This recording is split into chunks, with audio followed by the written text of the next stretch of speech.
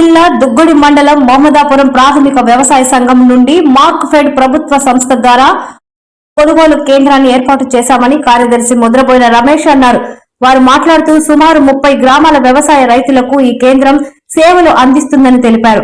అలాగే ఇప్పటి వరకు 23,657 బస్తాలు 11,828.50 క్వింటాలు కొనుగోలు చేసి గోదాంకు తరలించామని అన్నారు. క్వింటాకు 2,400 ప్రభుత్వ ధరను రైతులకు మార్క్ఫెడ్ ద్వారా రైతుల ఖాతాలోకి డబ్బులు చెల్లించనున్నట్లు, రైతులకు సెంటర్ ద్వారా బార్కాన్ త్రాగునీరు, చలువ నీరును ఏర్పాటు చేసి సేవలు అందిస్తున్నామని తెలిపారు. ఈ కార్యక్రమంలో పిఎసిఎస్ సిబ్బంది, రైతులు పాల్గొన్నారు.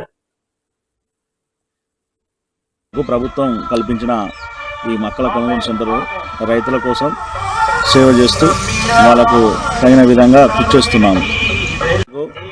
నేచర్ 14 లోపు వచ్చాడు చూసుకొని బార్దాన్ని ఇచ్చి వాటర్ ఫెసిలిటీ, బార్దాను కాంటాలు వేసి వాళ్ళను టెంట్ వేసి సదుపాయాలు కల్పిస్తున్నాము.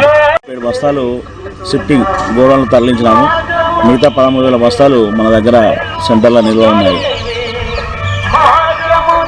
పేరు ముద్రమైన రమేష్, పిఎస్ఎస్సిఓ మమ్మదాపురం, వరంగల్ జిల్లా దుగ్గొండి మండలం.